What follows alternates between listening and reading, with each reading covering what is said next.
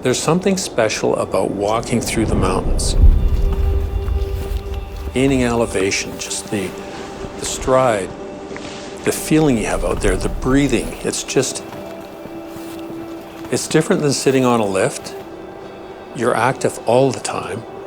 It's the combination of everything coming together. It's just this pure experience. Ski touring is magical.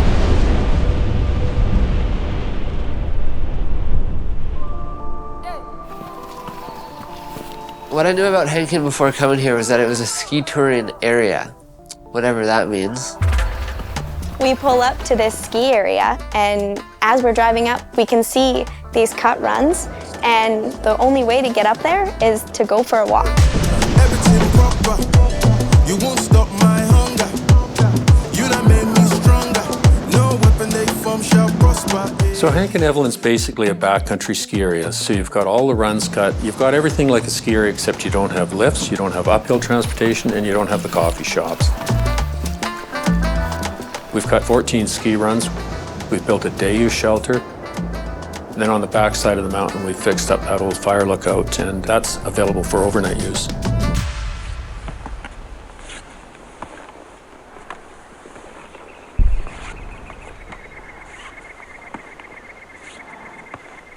Which run is your favorite?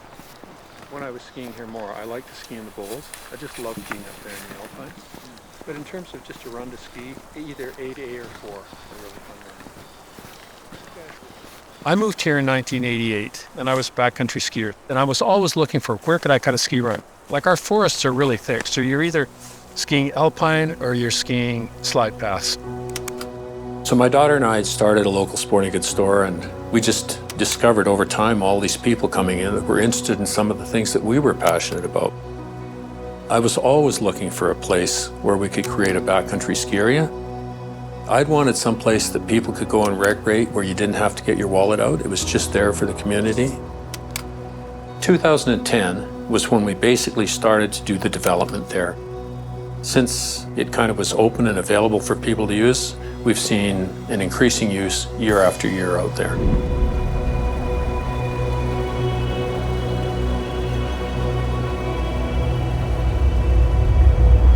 To the best of my knowledge, it was the first time that concept was put into play in North America. I'm burning up my last 10 years, so we got to get going here. Brian had originally said that one of our favorite runs would have been 4A, but there were 2 tracks on there, so we decided to go somewhere else.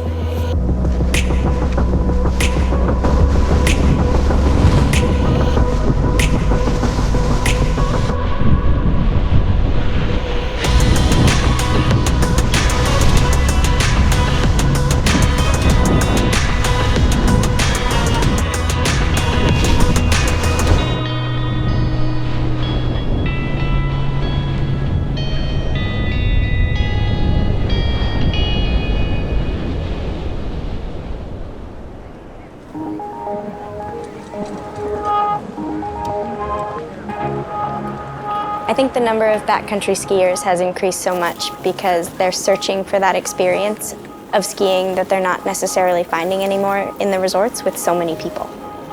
Let's face it, ski hills are busy these days. They're busier than they've ever been before, and that powder is fleeting. The allure to backcountry skiing is skiing untracked powder. That's the gateway drug. That's the thing that gets people into it. But a lot of people end up staying because of the experience. I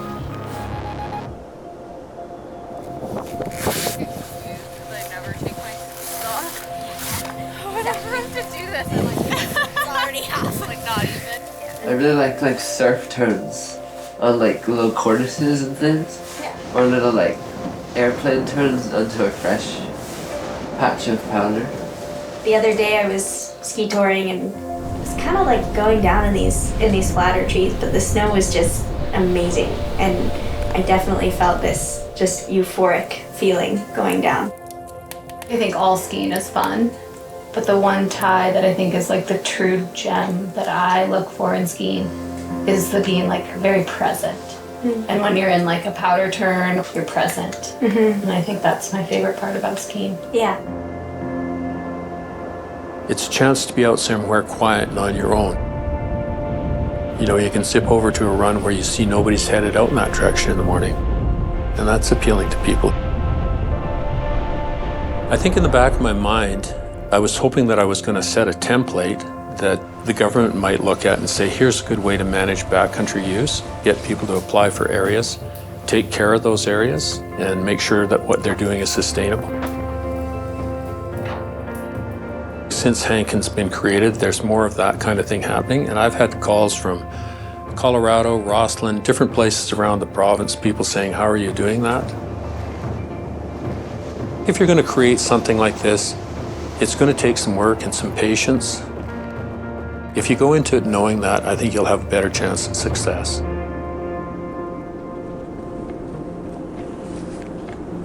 The first pair of touring bindings I bought, maybe I was 23, I think they were $39. And I made it about 5 miles into the bush, and they fell apart. The gear's gotten better, skis have gotten wider, that evolution of gear that's made this more accessible to people. I think if you look back at ski touring and what it was viewed as something that was not high performance. It was a way to basically go hiking in the wintertime. The switch that kind of flipped about 15 years ago was when high performance ski touring gear started being created.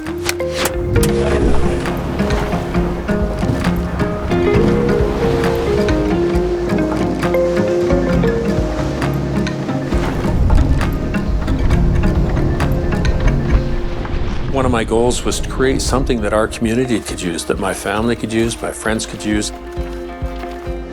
It's just another draw to the area, you know? Even in terms of attracting people to come here and live and to contribute to our community, I wanted to create something like that. It's interesting, this whole idea of backcountry skiing, as it grew too, we started to see that there was a small group of people and they were traveling. They were coming for Hankin, they do some local ski touring around here in other spots. And then Shames, of course, they were heading out to Shames and skiing powder and backcountry there.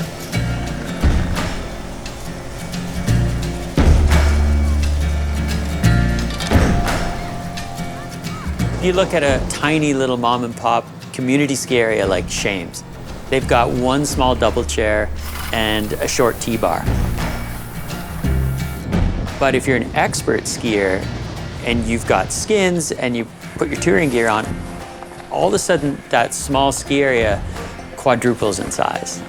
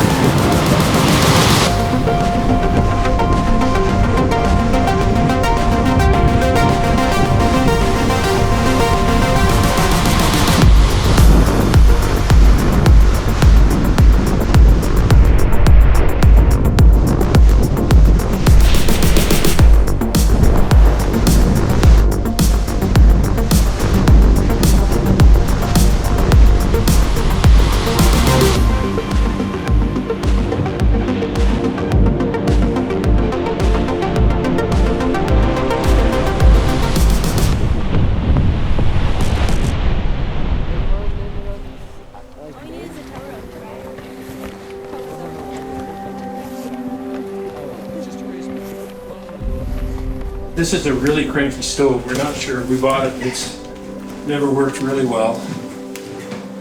Anyway, it was interesting to see how many people come here in the fall, and a lot of the people kind of became our friends, so I still see them. The way that people are getting into the mountains and getting into the backcountry is shifting. I mean, look at Hank and Evelyn. It's a success story. They've been able to make it work. If the experience people want is being able to get into nature on their own, you have to say, how are we going to accommodate that? It has to be done in a way that it's going to be sustainable. And so I think if we see use growing, you have to say, okay, what's our next step? It's obviously going to change, as the climate changes, as equipment changes, as demand for land use changes, it's going to change, but it's not going to die.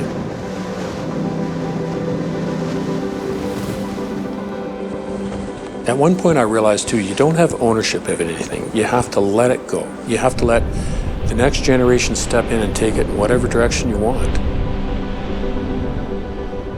Coming to Hank and Evelyn I guess it's changed my perspective of skiing a bit. And yeah, I definitely think there's a place for little ski areas like that. It belongs to everybody. It's not just mine.